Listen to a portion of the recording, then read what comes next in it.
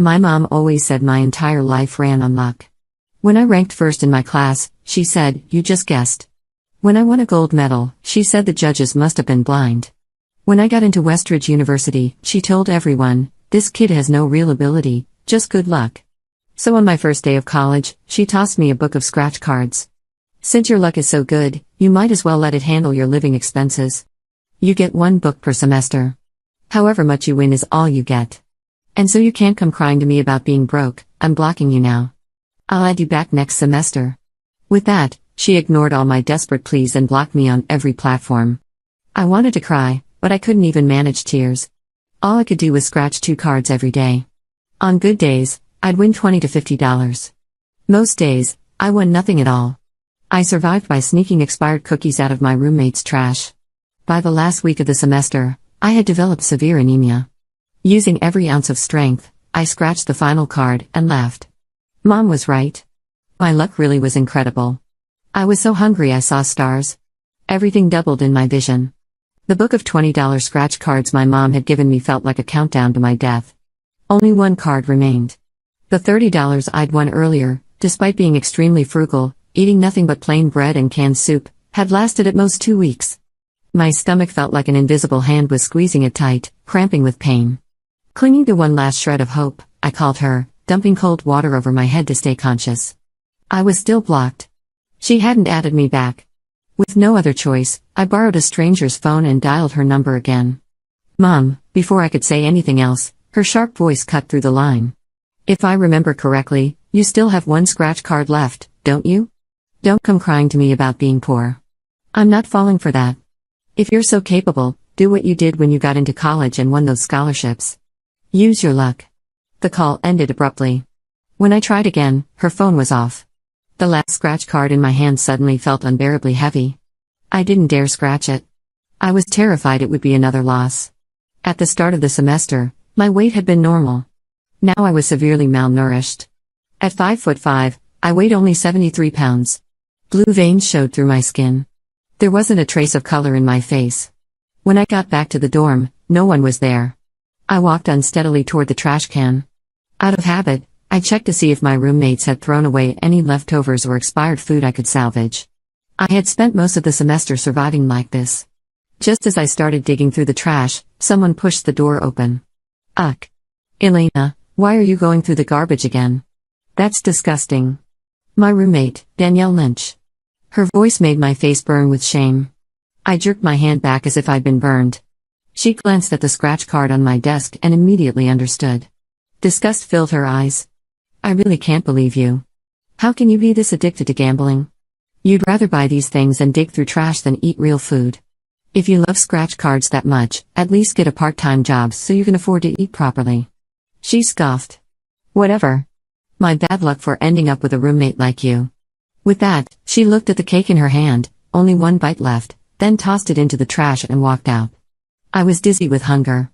My head buzzed. I had no energy to think about whether she was trying to help me or humiliate me. I lunged at the trash can like a starving animal and grabbed the cake. I devoured it. As I ate, scalding tears fell, mixing with the crumbs. Salt and bitterness filled my mouth. I couldn't blame her. She didn't know that before the semester started, my mom had printed flyers with my photo and distributed them to every shop around campus, warning them not to hire me for part-time work. She had cut off every possible escape. Doesn't she have good luck? Then let her live on luck. When my mom said those words, did her face carry the same mockery as Danielle's? I had explained countless times, I didn't rely on luck. Every award I'd ever won, I had fought for, step by step. But she never believed me. To her, everything I had came from luck. One careless word that erased all my effort. The last bite of cake went down. The dizziness eased slightly. I turned to the final scratch card. One more time. I made up my mind. My hand trembling, I began to scratch. The coating peeled away bit by bit. My heart sank with each stroke. The final row revealed the prize. $20. My heart went cold. That meant until next semester, when my mom gave me a new book, I had only $20. Clutching the ticket, I walked out of the dorm, heading for the redemption center outside the campus gates. Just as I stepped outside, a stern voice called from behind me. "Elena Marshall." I turned. My academic advisor, Adam Palmer. When he saw the scratch card in my hand, the disappointment on his face deepened. Someone told me about this, and I didn't believe it.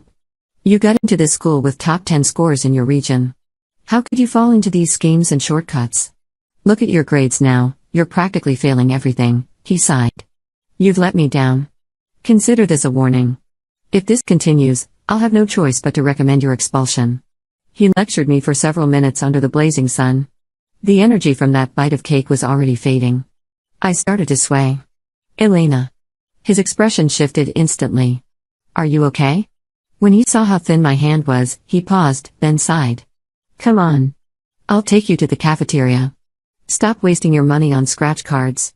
There's no such thing as money falling from the sky. I didn't refuse. Right now, anyone who offered me food was my savior. Dignity and pride meant nothing when I was starving. All semester, I hadn't bought a single proper meal. Just cheap bread and free water. I couldn't focus in class. The words on the board looked like swimming tadpoles.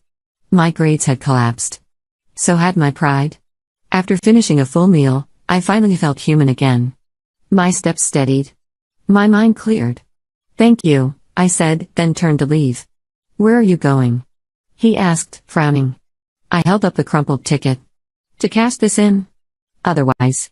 No food. Elena Marshall, he snapped. Did you forget everything I just said? Or are you trying to get yourself expelled? His face hardened. I shouldn't have bought you that meal. Maybe you need to go hungry to understand how serious this is. Give me the ticket. Cut your losses. He reached out his hand. I quickly hid the ticket behind my back. Sir. I really can't. I have my reasons. He slammed his hand on the table. You're beyond help. If you don't hand it over, I'll file an official complaint and put this on your record. I lowered my head, my nails digging into my palms. After a long struggle, I bowed slightly. I'm sorry. I really can't. Before he could say anything else, I ran. At the redemption center, the clerk took the ticket and rolled her eyes. Addicted, huh? What a waste of your parents' hard-earned money. Bitterness filled my chest. If I told her this was the allowance my own mother gave me, my only means of survival, she probably wouldn't believe me. Cash, check, or transfer? She asked impatiently. I pulled out my cracked phone. But suddenly, I hesitated. I'm not cashing it, I said. I want to exchange it for another one. She snorted, tore off a $20 card and tossed it onto the counter. You're hopeless.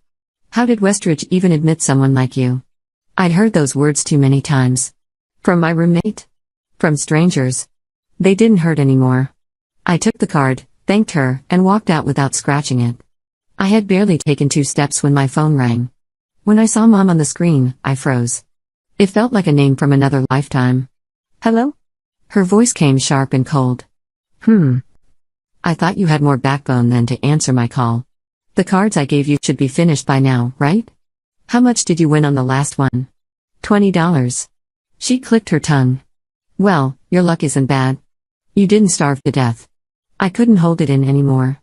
Mom, do you know how I survived this semester? Eating leftovers from the trash. Today, if my advisor hadn't bought me food, I might have collapsed. I thought, maybe, just maybe, she would care. Instead, she laughed. So what? You're bragging about your luck? A kind roommate, a kind advisor. Elena, don't rely on wishful thinking. If luck got you into college, then it should be enough to keep you fed, shouldn't it? Tears streamed down my face. I got into Westridge through hard work. I never said it was luck. My outburst only annoyed her. Stop pretending. What hard work? I gave birth to you. Don't you think I know what you're capable of? Her voice turned colder.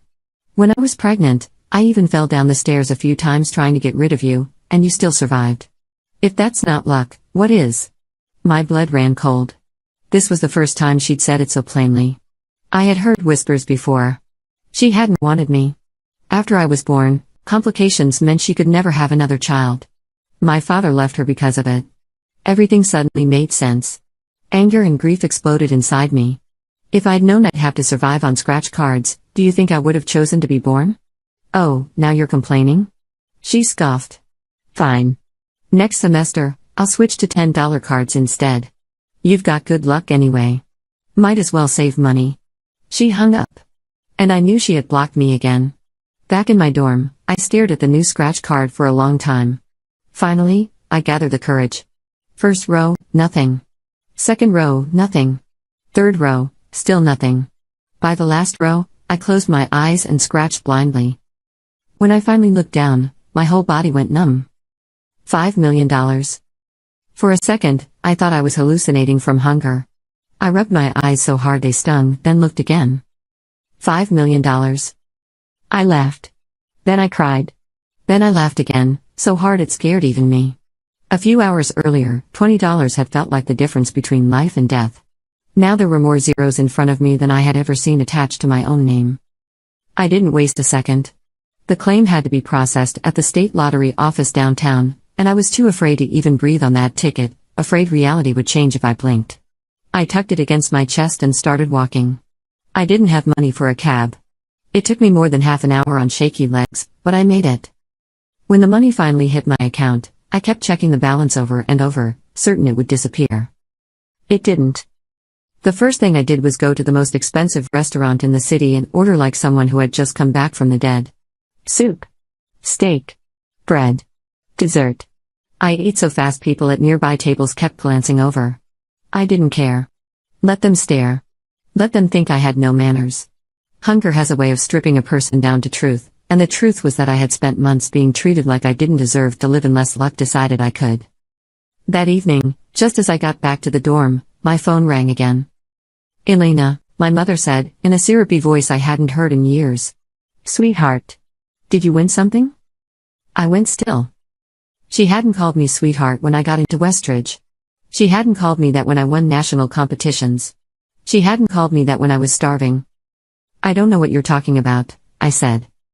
Don't play with me, she snapped, dropping the act so fast it almost made me smile. I saw the news. Someone in this city claimed a $5 million scratch prize today, and they showed the back of the winner for 2 seconds. I'd recognize you anywhere. My stomach tightened. In the shock of winning, I had forgotten to be careful. You're mistaken. I hung up. She kept calling. I blocked her. I thought that would be enough. It wasn't. The next morning, Danielle was shaking my bunk so hard the whole frame rattled. Elena, get up. Something's happened. Your mom is on the roof of the research building.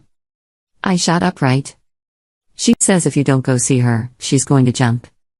Every trace of sleep vanished.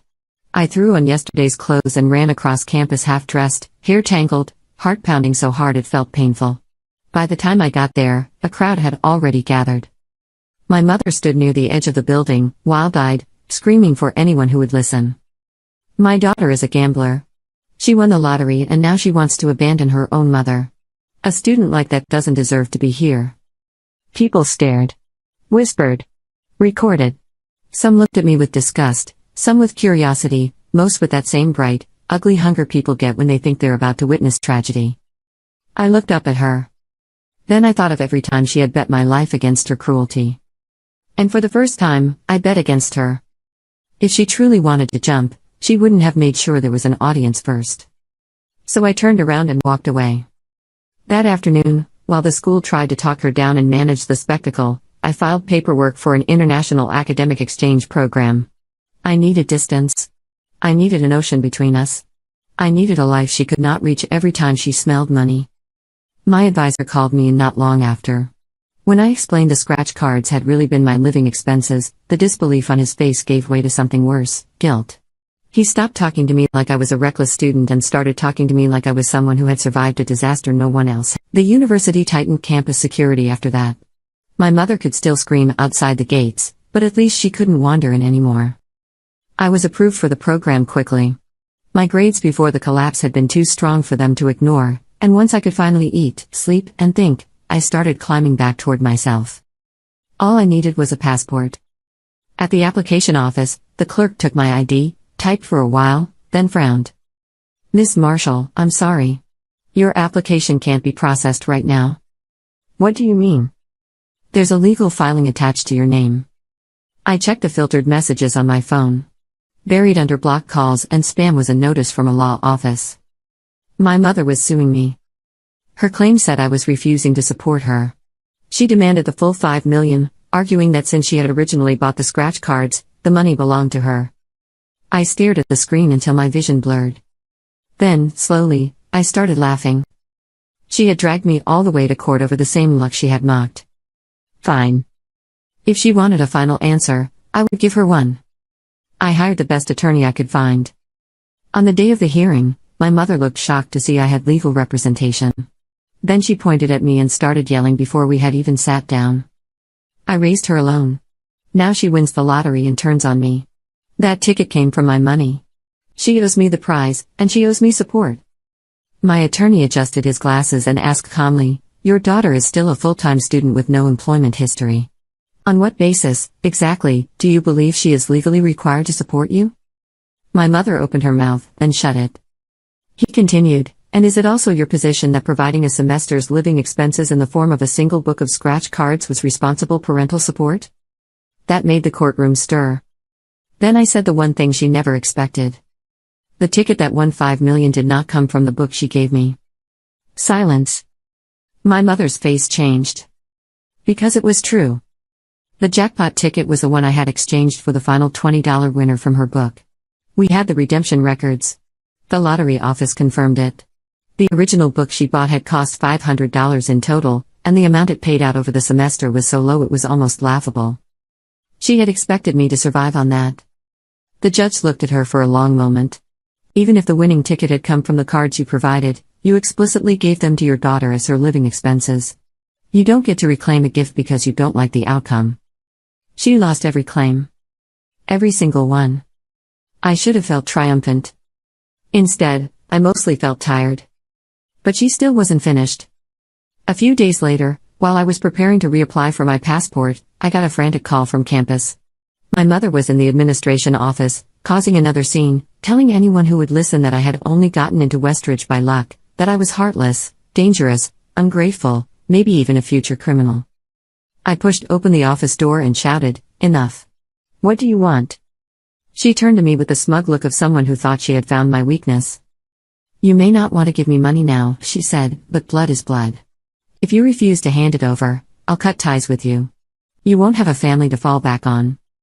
I almost smiled. A family to fall back on? Was that what she thought she had been? Still, I asked, "How much do you want?" Her eyes lit up. She held up one finger. For one miraculous second, I thought maybe she was going to say 100,000. "Leave yourself 10,000, she said. "The rest is mine." Even my advisor, who had been silent until then, couldn't take it anymore. "Do you know this student nearly starved this semester?" He snapped. "Do you know she could barely stand when I found her?" My mother rolled her eyes. "I gave birth to her. I know exactly what she's like." I looked at her and said softly, "I asked what you wanted. I didn't say I'd give it to you." Her expression twisted instantly. She lunged toward me, nails out, but security was already waiting outside. They pulled her back and removed her while she screamed. That was the moment I knew I had to leave as soon as possible. When my passport finally came through, I booked the earliest flight I could. She still found out. At the airport, just outside security, she threw herself in front of the line and started wailing so loudly people stopped to watch. I raised her by myself. Now she's rich and wants to abandon me. Some passengers muttered that I must be heartless. Others looked at me and then at her and seemed less sure. I stood there holding my suitcase, feeling my departure unravel in front of me. Security tried to move her. She threw herself onto the floor and started sobbing that she was sick, that she might collapse, that we were all trying to kill her. I missed that flight. In the cab back, I saw videos from the airport already spreading online. By afternoon, she was live streaming. She had found some kind of beauty filter that made her look older and frailer, and she stared into the camera with practiced grief, telling the world that I had always relied on shortcuts, that I got into Westridge through luck, that education and money meant nothing if a daughter had no conscience. But the internet, for once, did not do what she expected. Someone in the comments asked, "Wait, are you saying one of the most selective universities in the country can be entered by luck?" Then more people piled on. Then some of my former classmates did too. People who had seen me study. People who knew I had never coasted on anything in my life.